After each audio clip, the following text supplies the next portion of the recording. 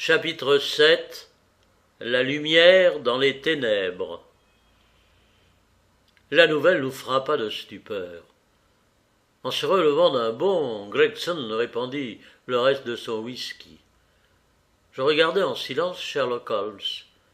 Il pinçait les lèvres et fronçait les sourcils. « Stangerson aussi, murmura-t-il.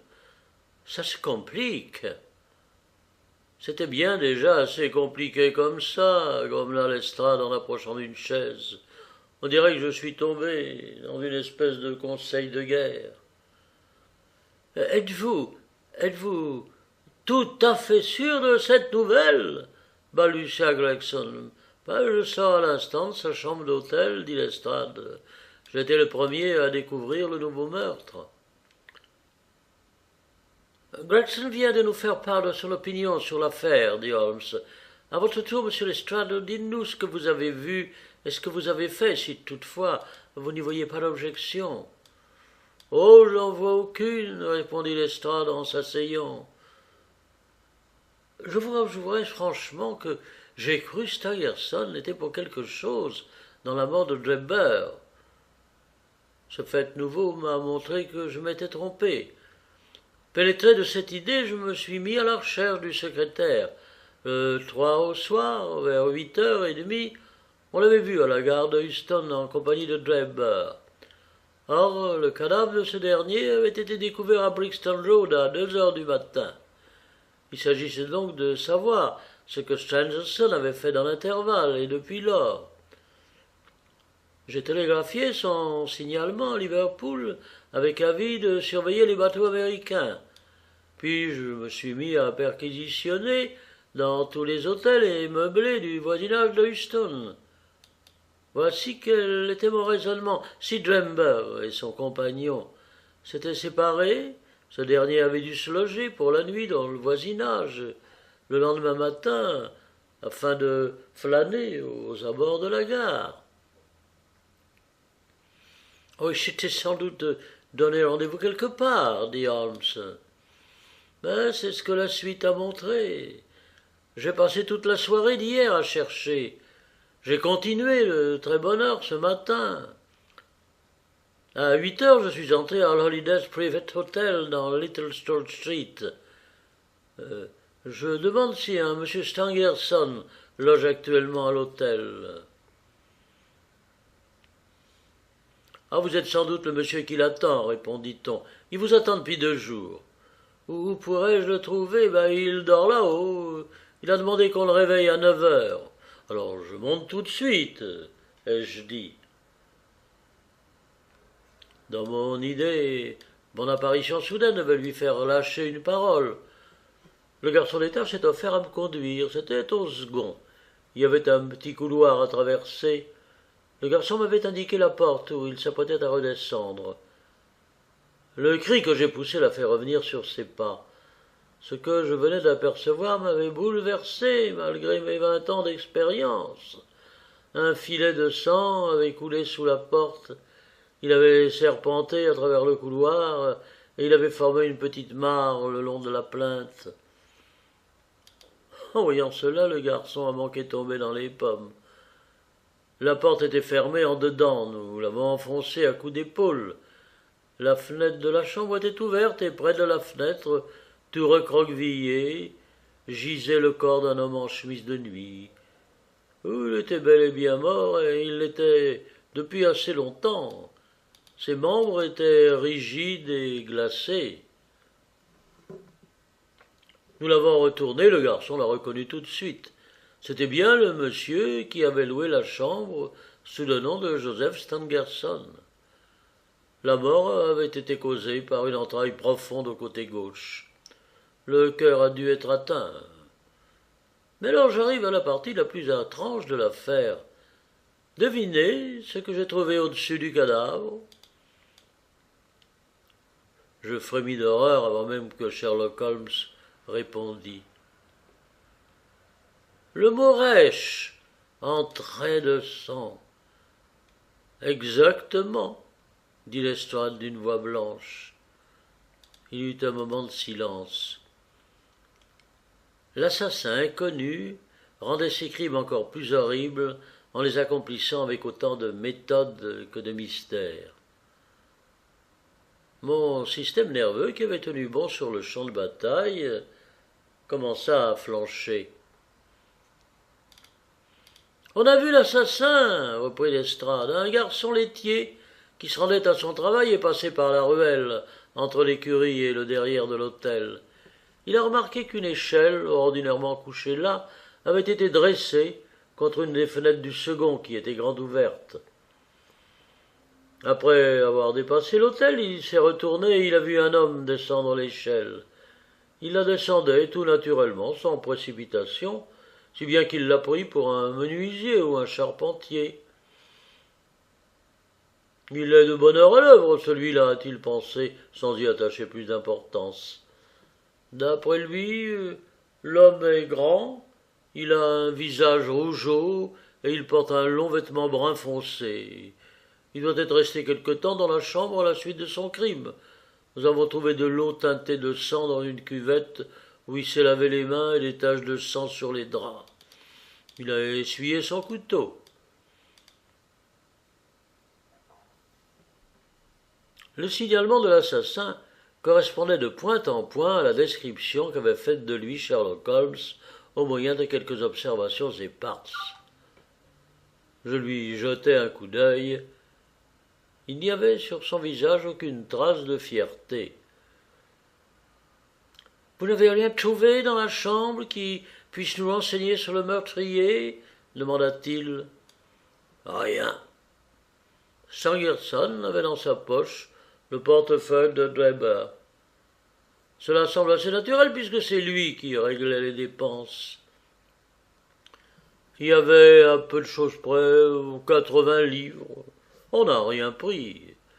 Le mobile de ces crimes extraordinaires est tout ce qu'on voudra, mais pas le vol. Il n'y avait ni papier ni notes dans les poches du mort, à part un simple télégramme daté de Cleveland et remontant à un mois environ. Il contenait ce court message « J.H. est en Europe », sans signature. « Rien d'autre » demanda Holmes. Le reste n'avait pas d'importance. Le roman que Stangerson avait lu pour s'endormir était abandonné sur le lit, et sa pipe était posée sur une chaise près du chevet. Il y avait un verre d'eau sur la table et sur le rebord de la fenêtre une petite boîte avec 2 pilules. Sherlock Holmes bondit en poussant un cri de joie. « Le dernier chaînon! Je tiens tous les fils !» Les 2 détectives le regardèrent sans comprendre. « Ben, j'ai démêlé les chevaux !» dit mon compagnon avec assurance. « Bien entendu, quelques détails me manquent encore, mais je connais tous les principaux faits depuis le moment où Drebber a quitté Stangerson jusqu'à celui où l'on a découvert le corps de ce dernier. Ah, si j'avais vu tout de mes propres yeux, je n'en serais pas plus sûr. Et je vous le prouve, vous avez là les pilules ? » « Les voici, dit Lestrade en montrant une petite boîte blanche. Je les ai emportées avec le portefeuille et le télégramme pour les déposer en sûreté au commissariat. Si je les ai prises, je dois dire, c'est par le plus grand des hasards. Je n'y attache aucune importance. »« Donnez » ordonna Holmes. « À votre avis, docteur, me demanda-t-il, est-ce que ce sont là des pilules ordinaires ?» Tel n'était certainement pas le cas. Ces pilules étaient gris-perle, petites, rondes, presque transparentes à la lumière. D'après leur légèreté, leur quasi-transparence, dis-je, ces pilules doivent être solubles dans l'eau. Exact, fit Holmes. Maintenant voudriez-vous aller chercher ce pauvre petit Fox qui est malade depuis si longtemps. Hier, la logeuse nous a demandé de mettre fin à ses maux. Je descendis et revins avec le Fox dans mes bras. Sa respiration haletante et ses yeux vitreux laissaient présager sa fin prochaine. D'ailleurs, son museau blanchi dénotait qu'il avait déjà outrepassé les limites ordinaires de la vie d'un chien. Je le plaçai au creux d'un coussin sur le tapis. Je coupe en deux une de ces pilules, dit Holmes. Il prit son canif et fit ce qu'il avait dit. Je remets une moitié dans la boîte en vue d'expérience ultérieure. L'autre moitié, je la jette dans ce verre à vin contenant une cuillère d'eau. Constatez que notre ami le docteur avait raison. Cela se dissout rapidement. Cette expérience peut être fort intéressante, dit Lestrade, disant d'une personne qui se croit bernée. Je ne vois pas quel rapport cela peut avoir avec la mort de M. Joseph Stangerson. Patience, mon ami, patience. Vous verrez en temps et lieu qu'il s'agit d'un rapport essentiel. J'ajoute un peu de lait pour rendre le mélange potable. Le chien va laper le tout, sans répugnance. Il versa le contenu du verre dans une soucoupe, et il la plaça devant le chien qui lécha tout jusqu'à la dernière goutte. L'assurance de Sherlock Holmes nous en avait imposé. Nous étions en silence, les yeux fixés sur l'animal, à attendre quelque effet surprenant. Il ne se produisit rien de tel. Le chien continuait à haleter, ni mieux ni plus mal. Holmes, en se rasseyant, avait tiré sa montre, et à mesure que les minutes s'écoulaient, sa mine s'allongeait, il se mordillait les lèvres, il tambourinait les doigts sur la table, il montrait tous les signes de l'anxiété. Son émotion intense me faisait mal. Ravi de l'échec qu'essuyait mon compagnon, les deux détectives sourirent. Il ne peut pas s'agir d'une coïncidence, s'écria-t-il à la fin en se levant. Il se prit à arpenter la salle d'un pas déchaîné. Mais il est impossible que ce soit une simple coïncidence. Ces pilules, j'en avais soupçonné l'emploi dans l'affaire Drebber. On les découvre après la mort de Stangerson, et voilà qu'elles sont anodines. Mais comment cela se fait-il? Pourtant mon raisonnement est juste, alors. Mais ce chien qui ne se porte pas plus mal. Ah, j'y suis. Et avec un cri de joie, il se précipita vers la boîte. Il partagea en deux l'autre pilule, il en fit fondre une moitié, il ajouta du lait, il présenta de nouveau la soucoupe au fox. À peine la malheureuse bête y avait-elle trempé sa langue, qu'elle frissonna de tous ses membres et tomba sur le coussin, raide et inanimée, comme frappé par la foudre. Sherlock Holmes poussa un long soupir et essuya la sueur de son front. « J'aurais dû être plus confiant, dit-il. Lorsqu'un fait semble contredire une longue suite de déductions, c'est qu'on interprète mal. Une des deux pilules contenait un poison violent, tandis que l'autre était inoffensive. J'aurais dû le savoir, avant même d'ouvrir la boîte. » Cette dernière déclaration me sembla si extravagante que je me demandais s'il avait tout son bon sens. Pourtant j'avais là, sous les yeux, le chien mort. Le bien fondé de son hypothèse ne faisait aucun doute. Peu à peu, les brouillards de mon esprit se dissipèrent, et la vérité m'apparut confusément. « Tout cela vous semble étrange, continua Holmes, parce que vous n'avez pas saisi l'importance du seul indice véritable qui s'est présenté à vous dès le début. J'ai eu la chance de mettre le doigt dessus. Depuis lors, tout ce qui est arrivé n'a fait que confirmer ma première supposition. Tout en fait en a découlé logiquement. Les choses qui vous ont semblé des complications embarrassantes m'ont éclairé et ont confirmé mes conclusions. L'extraordinaire est une chose, le mystère en est une autre. Le crime le plus banal est souvent le plus mystérieux. Il ne présente aucun caractère dont on puisse deviner des déductions. Mais si au lieu de découvrir le corps de la victime dans les circonstances sensationnelles qui ont révélé l'affaire, on l'avait trouvé tout simplement étendu sur la chaussée, l'enquête aurait été beaucoup plus difficile. Tous ces détails extraordinaires, loin de compliquer les choses, les ont au contraire simplifiées. M. Gregson, qui avait écouté avec impatience, fut incapable de se contenir plus longtemps. « Voyons, M. Sherlock Holmes, dit-il, nous sommes tous disposés à reconnaître votre perspicacité et l'originalité dans votre méthode de travail. Mais à présent, nous désirons autre chose que de la théorie et du prêche. Il s'agit de capturer un assassin. J'en étais venu à une conclusion qui s'est révélée fausse. Le jeune charpentier n'a pas dû prendre part au second crime. Lestrade a couru après Stangerson et il se trompait lui aussi. Avec toutes les allusions que vous avez lancées par-ci par-là, vous nous avez donné l'impression d'en savoir plus que nous. Dites-nous donc vraiment ce que vous savez. Pouvez-vous nous révéler le nom du coupable ? Ah, je ne peux que donner raison à Gregson, dit Lestrade.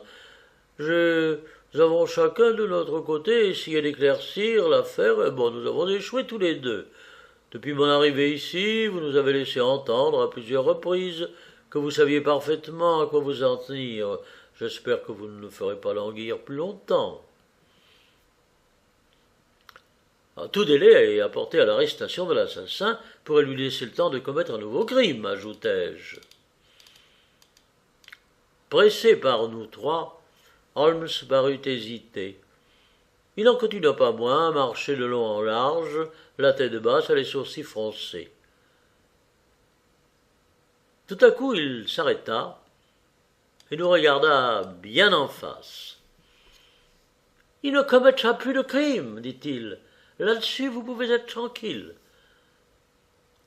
Vous m'avez demandé si je connaissais le nom de l'assassin. Oui, je le connais. Mais quelle importance! Ce qui compte, c'est de le capturer. Or, j'ai bon espoir d'y arriver par mes propres moyens. Encore faudrait-il du doigté. L'homme est rusé, désespéré. De plus, et cela je le sais par expérience personnelle, il a un complice qui est aussi habile que lui. Tant qu'il ne se s'est pas découvert, il y a des chances de lui mettre la main au collet. Mais au moindre soupçon, il changera de nom et disparaîtra parmi les 4 millions d'habitants de Londres. Sans vouloir vous froisser ni l'un ni l'autre, je dois dire qu'à mon avis la police n'est pas de taille à lutter contre ces deux hommes-là.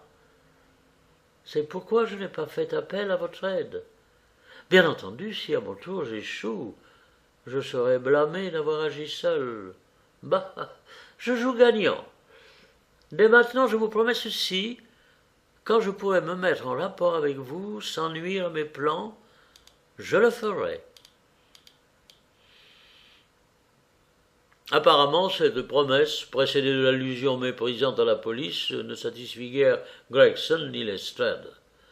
Le premier avait rougi jusqu'à la racine de ses cheveux couleur de lin, tandis que les yeux en boutons de chaussures de l'autre avaient brillé de curiosité puis de rancune.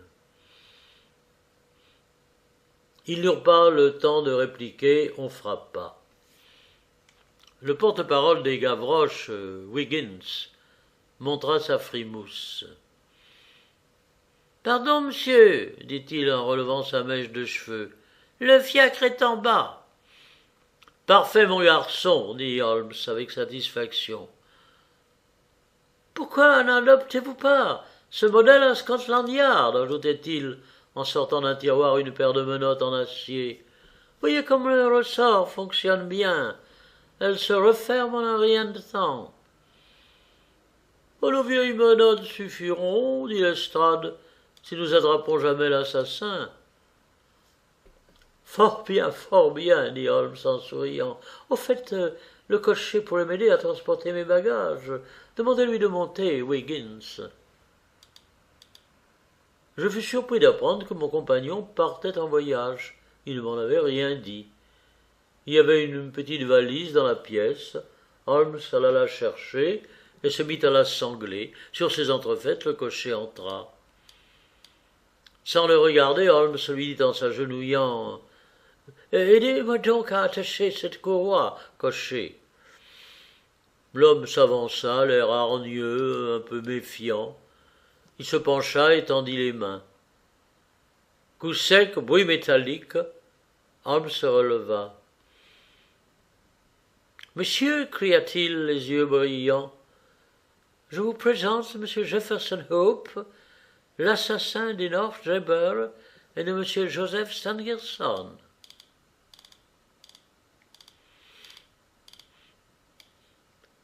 Tout s'était passé en un tournement, si rapidement que je n'avais pas eu le temps d'en prendre conscience. J'ai gardé un souvenir vif de cet instant.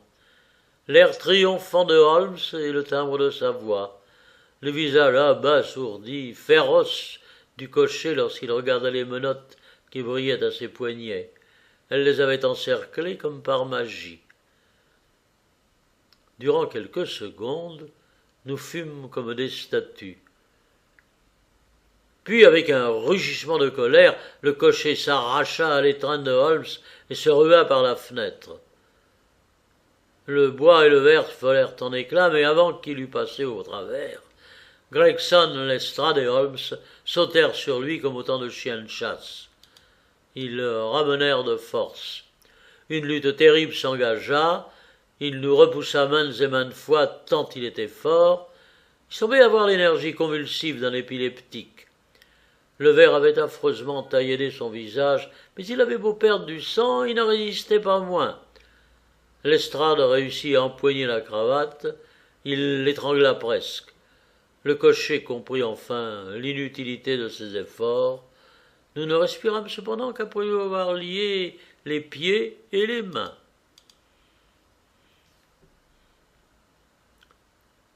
« Sa voiture est en bas, » dit Sherlock Holmes, « elle nous servira pour le conduire à Scotland Yard. Et maintenant, messieurs, continua-t-il avec un sourire aimable, nous voilà arrivés à la fin de ce petit mystère. Posez-moi toutes les questions que vous voudrez. J'y répondrai très volontiers. » Chapitre 8 La Grande Plaine Salée.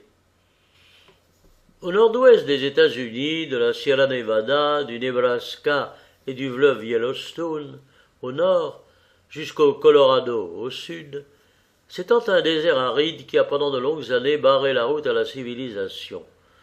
Dans cette région désolée et silencieuse, la nature s'est plu à réunir de hautes montagnes aux pics neigeux, avec des vallées sombres et mélancoliques, des rivières rapides qui s'engouffrent dans les canyons déchiquetés, avec d'immenses plaines blanches en hiver, grises en été, d'une poussière d'alcalin salin.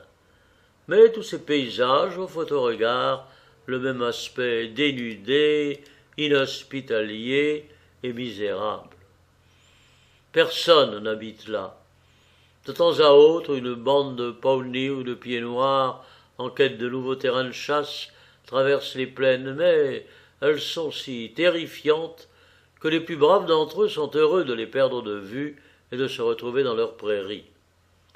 Le coyote se faufile parmi les broussailles, le busard rôde dans l'air, qu'il bat mollement de ses ailes, et dans les ravins à pas lents, le lourdeau grizzly cherche la maigre pitance que lui fournissent les rochers. Tels sont les seuls habitants de ce lieu sauvage. Le panorama qu'on peut contempler de la pente septentrionale de la Sierra Blanco est du monde entier le plus morne. À perte de vue s'étale une vaste plaine toute recouverte de plaques de sel et parsemée de massifs de chaparral nains. Et dans tout cet espace, il n'y a aucun signe de vie. Nul oiseau dans le ciel bleu, acier, nul mouvement sur le sol terne. Il y règne un silence absolu. Pas un bruit, du silence, rien que du silence, silence total, écrasant. Il a été dit que là rien de vivant n'apparaissait, c'est à peu près exact.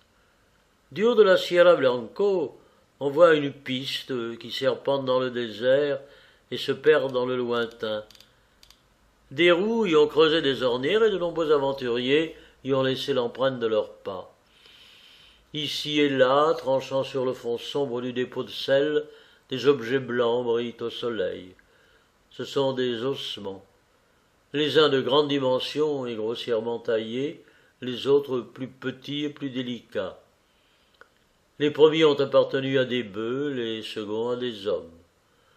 Sur une étendue de 2000 kilomètres, on peut retracer le chemin d'une caravane macabre au moyen de vestiges éparpillés des voyageurs tombés en route.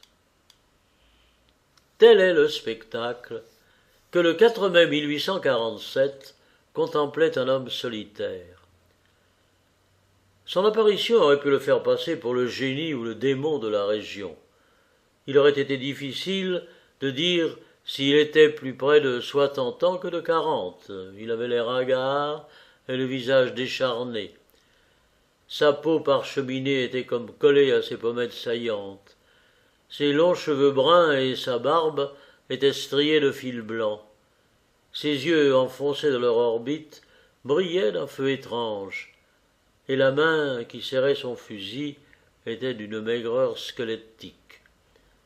Il s'arc-boutait sur son arme, mais sa haute taille et la charbonne de ses os dénotaient une constitution robuste et nerveuse. Seul son visage grave et ses vêtements flottants lui donnaient un air de décrépitude. Péniblement, il avait descendu le ravin et gravi ce monticule dans le lointain espoir de trouver de l'eau. Il voyait maintenant la grande plaine salée se dérouler jusqu'aux montagnes, à l'horizon, sans un arbre ou une plante qui pût indiquer quelque humidité. L'étendue du paysage ne permettait aucun espoir. Il regarda au nord, à l'est et à l'ouest, et avec des yeux farouches, scrutateurs. Alors il comprit que son voyage touchait à sa fin. Il allait mourir sur ce roc, sans végétation. Oh, pourquoi pas ici, plutôt que sur un lit de plumes dans une vingtaine d'années, murmura-t-il en s'asseyant à l'ombre d'une grosse pierre. Avant de s'asseoir, il avait déposé sur le sol son fusil devenu inutile et un gros paquet enveloppé dans un châle gris qu'il avait porté en bandoulière. Ce fardeau était apparemment trop lourd pour lui, car en le posant, il le laissa retomber un peu vite. Aussitôt, une plainte s'en exhala. Il en sortit un petit visage apeuré aux yeux bruns très brillants et deux petits poings potelés. « Mais tu m'as fait mal !»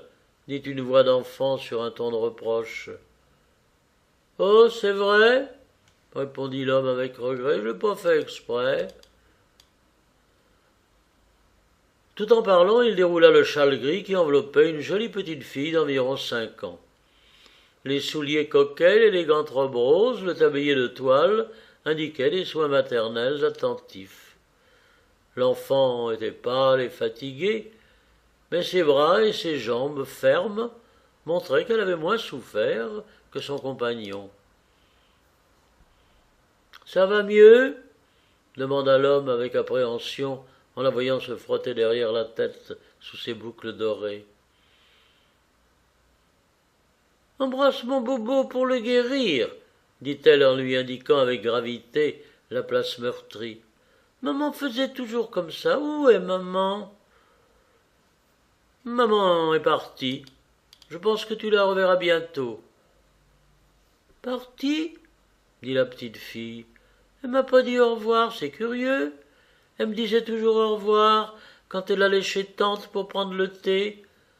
Mais ça fait 3 jours qu'elle est plus là. Dis, comme tout est sec, je peux avoir un peu d'eau et quelque chose à manger? Non, non, non, chérie, je n'ai plus rien. Prends patience, appuie ta tête contre moi, comme ça tu ne sortiras plus vaillante. Il n'est pas facile de parler avec des lèvres comme du cuir, mais il faut que je te dise ce qui en est. Qu'est-ce que tu ramasses? Oh, les jolies choses! S'écria la fillette enthousiasmé par 2 étincelants fragments de mica. « Quand nous retournerons à la maison, je les donnerai à mon frère Bob. »«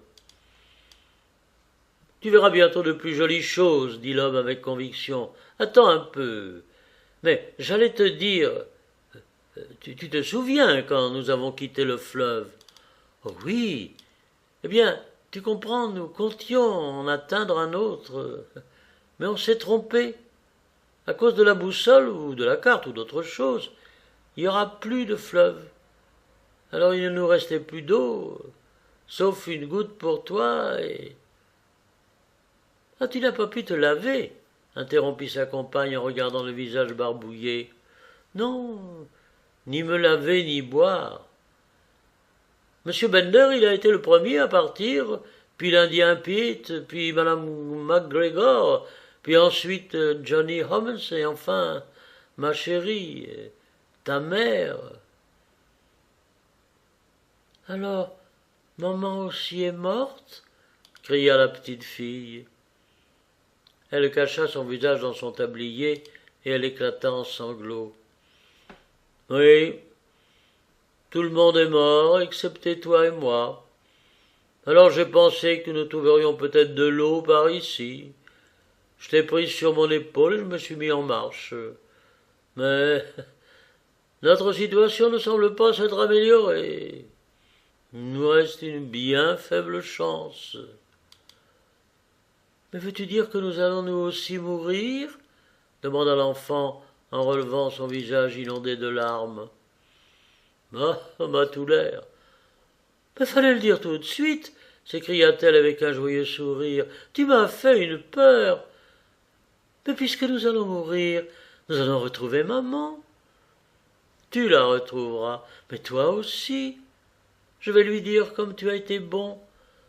Je parie que maman nous attend à la porte du ciel, avec une grosse cruche pleine d'eau et un tas de galettes de sarrasin toutes chaudes, et rôties des 2 côtés comme nous les aimons, Bob et moi. Ce sera long encore? Je ne sais pas, pas trop. » Les yeux de l'homme étaient fixés à l'horizon nord. Sous la voûte bleue du ciel avaient apparu 3 petites taches. D'instant en instant, elles grossissaient. Bientôt, il put distinguer 3 gros oiseaux bruns. Ils décrivirent des cercles au-dessus de leur tête, puis ils se posèrent sur la corniche au-dessus d'eux. C'étaient des busards. La présence de ces vautours de l'Ouest présageait la mort. « Des poules !» s'écria la fillette avec joie en montrant du doigt les oiseaux de mauvais augure. Elle frappa dans ses mains pour les faire s'envoler. « Dis, c'est le bon Dieu qui a fait ce pays ?» ?»« Bien sûr, » répondit son compagnon, surpris par cette question. « Il a fait l'Illinois et il a fait le Missouri, mais cette partie-ci, ce doit être un autre qui l'a faite. C'est pas si bien que le reste. On a oublié l'eau et les arbres. » « Si tu faisais ta prière, » proposa timidement l'homme. « Mais c'est pas encore la nuit, » répondit-elle. « Oh, ça fait rien, c'est pas tout à fait dans les règles. Mais il ne t'en voudra pas pour ça, tu peux être sûr. Répète les prières que tu avais coutume de dire chaque soir dans le chariot quand nous étions dans les plaines. »« Et pourquoi tu fais pas aussi tes prières, toi ?» demanda l'enfant, l'air étonné. « Oh, je les ai oubliées, » répondit-il. « Je ne les ai pas dites depuis le temps que je n'étais pas plus haut que la moitié de ce fusil. Mais il n'est jamais trop tard. Allez, récite tes prières tout haut. Je les redirai après toi. »« Alors tu vas te mettre à genoux, » dit-elle, en étendant le châle sur le sol. « Croise tes doigts comme ceci. On se sent meilleur, les mains jointes. » Cette scène n'avait nul besoin d'avoir eu des busards comme témoins pour être extraordinaire. Les 2 errants, la petite enfant babillant et le rude aventurier, étaient agenouillés côte à côte sur le châle étroit. La frimousse joufflue et le visage anguleux étaient tournés vers le ciel sans nuages pour implorer l'être terrible avec lequel ils se trouvaient face à face. Deux voix, l'une faible et claire, l'autre grave et rauque, s'unissaient pour demander la grâce et le pardon divin. La prière finie, ils reprirent leur place à l'abri de la grosse pierre. La petite fille, blottie contre la large poitrine de son protecteur, s'assoupit. Il veilla sur le sommeil pendant quelque temps. À la fin, la nature reprit ses droits. Il ne s'était accordé ni repos ni sommeil depuis 3 jours et 3 nuits. Ses paupières descendirent lentement sur ses yeux fatigués, et la tête s'inclina de plus en plus sur sa poitrine. La barbe grisonnante se mêla aux cheveux dorés. Il s'endormit à son tour du même sommeil que sa petite compagne, profond et sans rêve. S'il était resté éveillé une demi-heure de plus, il aurait vu un spectacle inattendu. Au loin, tout à l'extrémité de la plaine salée, à peine distinct du brouillard, un nuage de poussière s'éleva et grandit peu à peu. Seul un grand nombre d'êtres en mouvement pouvait en soulever un semblable. Il aurait pu s'agir d'un de ces énormes troupeaux de bisons qui broutent les prairies, mais le lieu était par trop aride pour qu'il en pût être question. Quand le tourbillon de poussière se rapprocha du rocher solitaire où dormaient nos 2 voyageurs égarés, il laissa entrevoir des chariots couverts de toiles et des cavaliers armés. C'était une grande caravane en route vers l'ouest. Et quelle caravane! Elle se déployait du pied des montagnes jusque par-delà l'horizon.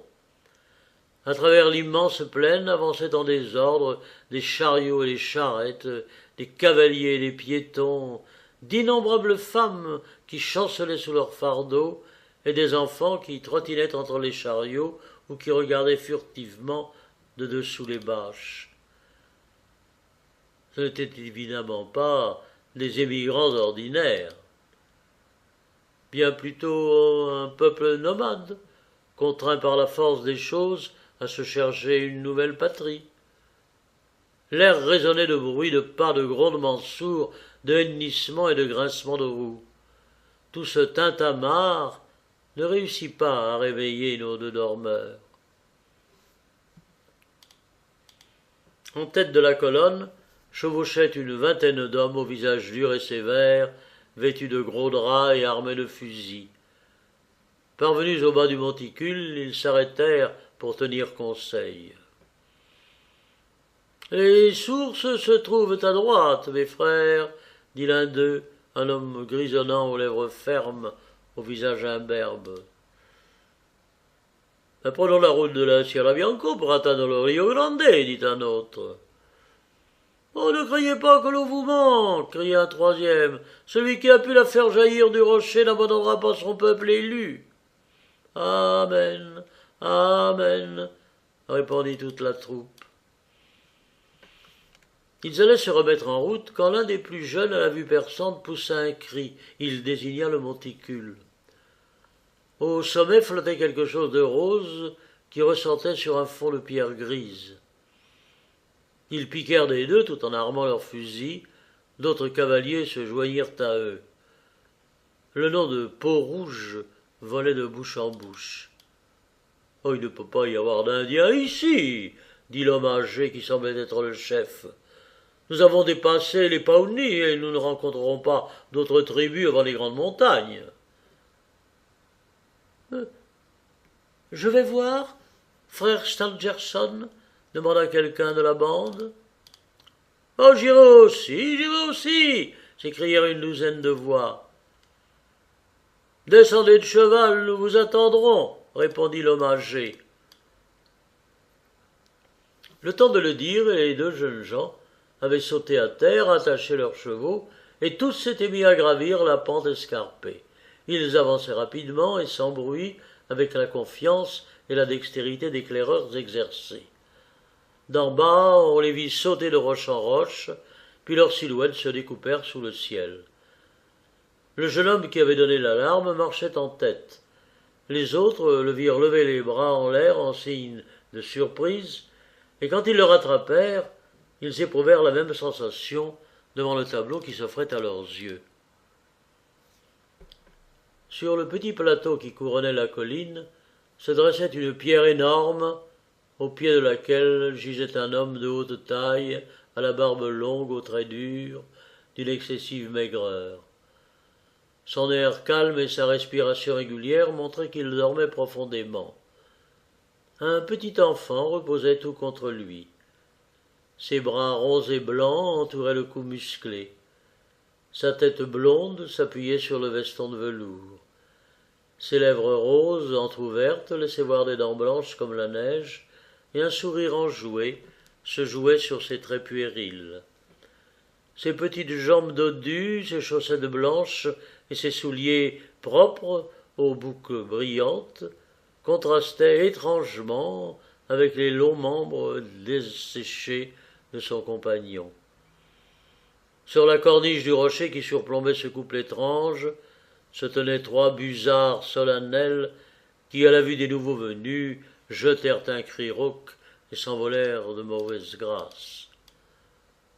Le cri des oiseaux réveilla les 2 dormeurs. Ils regardèrent autour d'eux avec stupéfaction. L'homme se leva en chancelant pour contempler la plaine qu'il avait vue si déserte avant de s'endormir et qui était maintenant traversée par l'énorme défilé de gens et de bêtes. Il eut une expression d'incrédulité et il passa sa main osseuse sur ses yeux. « C'est ce qu'on appelle le délire, je pense, » murmura-t-il. La petite se serrait contre lui, tenant un pan de son veston. Elle ne disait rien, mais elle regardait autour d'elle, avec cet air émerveillé et questionneur des enfants. Ils ne doutèrent bientôt plus de la réalité de leur vision. L'un des sauveteurs saisit la petite fille et la hissa sur son épaule. 2 autres soutinrent son compagnon décharné jusqu'au chariot. Je me nomme Jean Ferrier, expliqua-t-il. Moi et cette petite, nous sommes les seuls survivants d'un groupe de 21 personnes. Tous les autres sont morts de soif et de faim là-bas, dans le sud. « Est-elle à vous » demanda quelqu'un. « Oh, maintenant, oui » s'écria Ferrier avec défi. « Elle m'appartient parce que je l'ai sauvée. Personne ne pourra me la prendre. À partir d'aujourd'hui, elle s'appelle Lucie Ferrier. Mais qui êtes-vous » s'enquit-il en regardant avec curiosité ces sauveteurs robustes et brunis par le soleil. « Vous êtes en nombre » ?»« À peu près 10 000, dit l'un des jeunes. Nous sommes les enfants persécutés de Dieu, les élus de l'ange Mérona. »« Mais jamais entendu parler de lui, dit Ferrier, mais il a une belle quantité d'élus. » « Ne plaisantez pas avec les choses sacrées, répliqua l'autre en fronçant les sourcils. Nous sommes de ceux qui croient aux Écritures saintes gravées en lettres égyptiennes sur des plaques d'or martelées qui ont été remises au très saint Joseph Smith à Palmyre. Nous venons de Nauvoo, dans l'État de l'Illinois, où nous avons édifié notre temple. Nous cherchons un refuge loin des hommes violents et impies, et s'il le faut, nous irons jusqu'au fond du désert. « Ah, j'y suis, dit Ferrier. Le nom de Nauvoo lui avait rafraîchi la mémoire. Vous êtes les Mormons? Nous sommes les Mormons, répondirent en chœur ses compagnons. Et où allez-vous? Oh, nous l'ignorons, la main de Dieu nous guide en la personne de son prophète. Il faut que vous vous présentiez devant lui, il décidera de votre sort. Ils avaient atteint le pied de la colline. Une troupe de pèlerins les entoura, des femmes au visage pâle, à l'air soumis, des enfants vigoureux, rieurs, des hommes au regard inquiet mais sérieux. De surprise ou de pitié, ils s'exclamèrent à l'envi en considérant les deux étrangers, l'un si misérable et l'autre si jeune. Leur escorte s'arrêta devant un chariot d'un faste voyant. Il était attelé de 6 chevaux, alors que les autres n'en avaient que 2, 4 au plus. À côté du conducteur était assis un homme qui ne paraissait pas avoir plus de 30 ans, mais sa tête massive, son air résolu, étaient ceux d'un chef. Il lisait un livre à couverture brune qu'il mit de côté à l'approche de la foule. Il écouta le récit qui lui fut fait, puis il se tourna vers les 2 rescapés.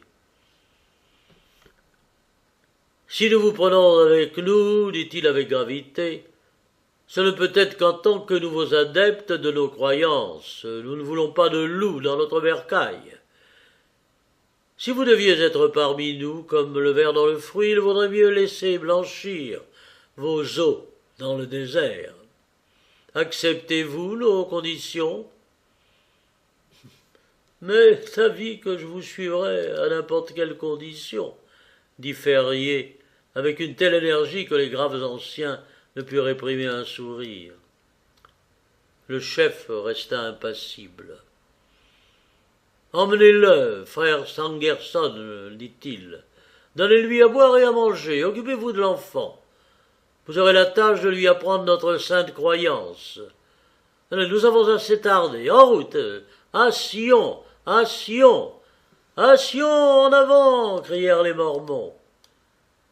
Ces mots passèrent de bouche en bouche et se perdirent au loin dans un murmure confus. Il y eut des claquements de fouet et des grincements de roues. La caravane s'ébranla. De nouveau, elle ondula dans le désert. Le frère Stangerson conduisit les rescapés à son chariot. Un repas les y attendait. « Restez ici et reposez-vous, dit-il. Dans quelques jours, vous serez remis de vos fatigues. En attendant, rappelez-vous que notre religion est désormais la vôtre. Brigham Young l'a dit, et il a parlé avec la voix de Joseph Smith, qui est celle de Dieu.